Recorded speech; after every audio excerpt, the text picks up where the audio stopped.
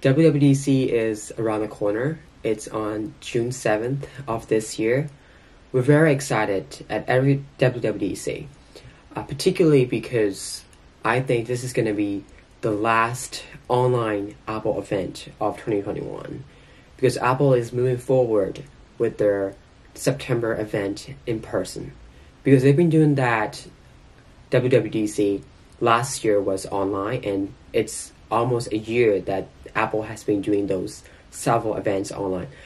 Nonetheless, they are very good at what they were doing, and all those drone shots and all that were fantastic.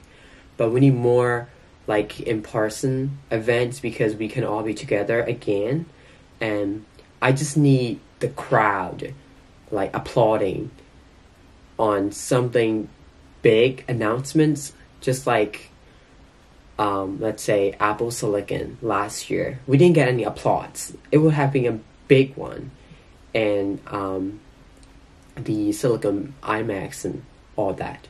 So in this video, we're going to talk about the upcoming event, WWDC 2021, and what to expect. So WWDC is annual event that Apple holds in June, particularly in June. It's, everybody knows, Worldwide Developer Conference. It's about bringing all the developers together from all around the world to make sure their software developments are evolving, and to keep our developers and to make better software for the products, so the products work much better every year. Last year we received iOS, iPadOS. iOS 14 was a very good update for me, to be honest, personally, because I really do enjoy those widgets and all these other improvements. Siri shortcuts, for example, we got all those amazing steps. That was incredible. So I really like that. Even though it was an online event, we got good amount of iOS 14 updates. And for the iPadOS, there's a Scribble. I don't really use Scribble that much, but well, it's there, so it's helpful. And also, when they did an iPadOS, dedicated iPadOS, not just an iOS with iPad together, but when they separate from iOS and make a new OS called iPadOS, it makes the iPad a unique product, because it was not designed to be an iPhone, to be honest. It's not a computer either. It has to be between those two.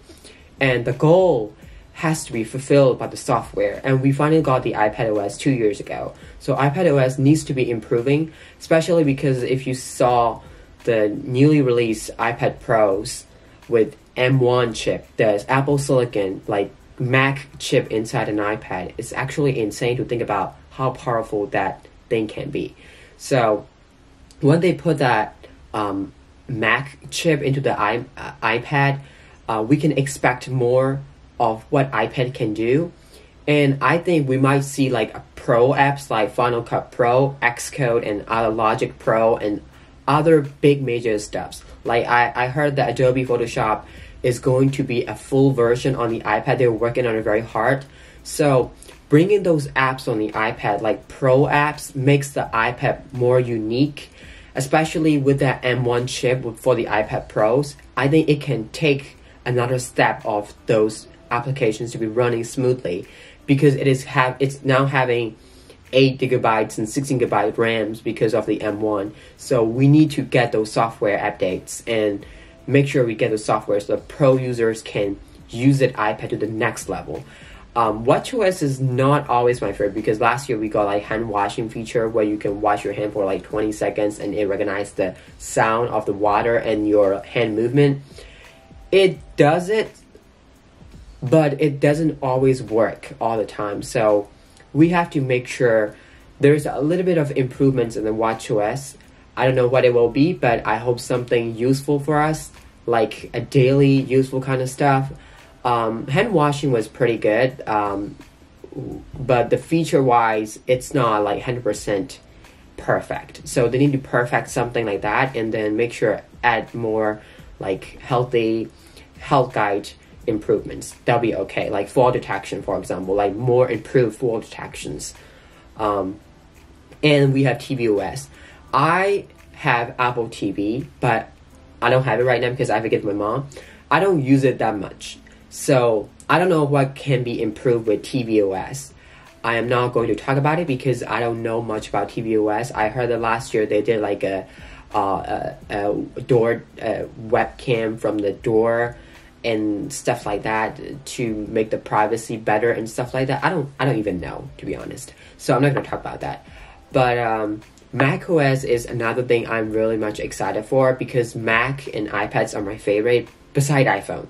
iPhone is my daily use, daily drive, but I love my Mac, also my iPad. I use my iPad more than my Mac because for college I can do almost everything on my iPad, to be honest. I take down notes and all this stuff. I don't like typing, so I like to handwrite. So Apple Pencil and the Magic Keyboard are just perfect. I don't really use Mac for notes and stuff like that. This video that I'm filming right now, I'm not going to be editing on the Mac because I'm trying to sell my M1 MacBook Pro before WWDC because I have some great things to share with you at the end of this video. So make sure to still keep watching. Don't go away. If you do, it's okay. But I'm very much excited for WWDC and the macOS because we just saw a big, huge release for macOS and the software and this hardware, for example. Apple Silicon Macs are just phenomenal and they're amazing. Now they're putting those chips on the iPad to make things even greater, and also the Macs, the speed, performance, and everything is just so awesome. And the new 24-inch iMac, I ordered one. I'm not going to tell you what color I ordered, but it is just phenomenal and amazing. I think I'll love it. I'm not sure about the design-wise because I haven't seen it in person, and also you cannot actually look at it and just judge by from the from Apple website because things can be different when you have it in person. So I'm really much excited for the iMac. And macOS, there can be some more improvements. Let's say they said iPad and iOS apps can be used on the Mac, but it's not like working like perfectly or 100%. So making that better will be a much appreciative for me. I'll be so much appreciated if Apple would do those improvements. That's all I want. macOS is just fine right now. I'm excited for what we're gonna call the cracked marketing team, like Craig says always. So I'm excited about the new naming, of course. And since this is all like software focused event, but we sometimes see like a major hardware releases. Like 2019, for example, we got a newly redesigned Mac Pro. 2017, we got iMac Pro. So Apple is using those odd number years to make something like exciting. So this year, 2021, last year we didn't get any software. We only got like an announcement for Apple Silicon. So we might be seeing some hardwares.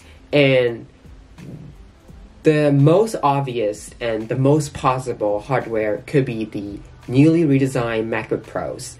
I'm talking about the 14-inch and the 16-inch because we got too many leaks and rumors, and we got a team that just hacked into one of the Apple suppliers, and they just share all those images about how many ports they're going to have on those MacBooks and stuff like that.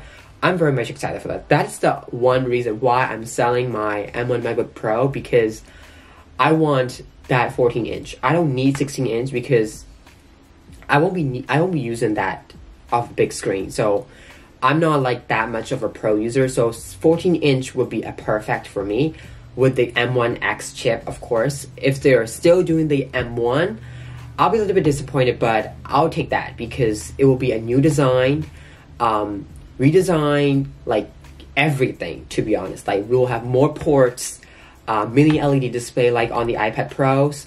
So it'll be just amazing. For the 16-inch, it's gonna be a huge one. And the fact that they're gonna do like an iPad Pro kind of shape design, it will be much better because I love the design. Like iPhone 12 Pros, for example, I love them so much because they're just more like iPad Pro. Apple is going back to that way. So I really do appreciate that. And I'm really excited to see that. And there's no touch bar because I don't even use that touch bar thing. Like seriously, I don't even touch that thing. I only touch that for brightness and volume because I don't have any other choices. Like that's all I use for touch bar. I don't do anything. Like Touch ID, it's okay. Like if they put like a Face ID on the new MacBooks, I'll be so happy, like super happy. But the fact that we're getting a new design and M1X, it would be just awesome to see that on WWDC, where all the developers and other people are meeting together.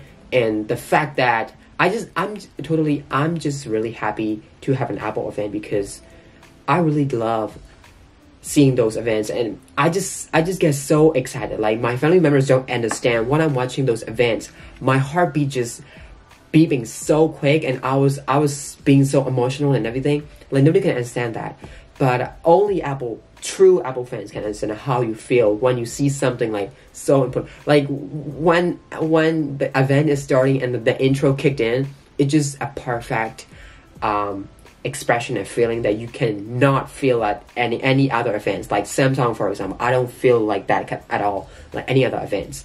So it's like watching an Avengers movie for me. I'm not sure if you're an Avengers fan, but okay. So back to the software and WWDC. So we might see those hardware and software, of course. We'll definitely see those software improvements. iOS 15, of course. And I think iPhone 6s and 6s Plus not going to be supported by iOS 15 because they've been supporting for so long. So I think this year they're going to be dumped. So iPhone 7 and above will be having those iOS 15. So no iPhone 6s or 6s Plus or the SE, just 7 and above. And for the Apple Watch, I hope the Apple Watch Series 3 can still get those software updates, but I'm not so sure because I've been reading those articles about how Series 3 can be a little bit tough these days to updates. So that's my little updates. Please subscribe to this channel because I'll be posting more and more videos because I have a little bit more time than usual. Having through my summer break, my summer classes starts in May 24th, I believe. So I have a little much time. And I'm going to be talking about the new iMacs and all that when I get it. And I'm going to be unboxing and reviewing it for all of you. And I'll be doing all those weekly videos, of course. And I'm thinking about doing a podcast as well. One of my friends, he's from Australia, but we haven't really talked about it yet. So stay tuned for that. Please subscribe, and thank you for watching.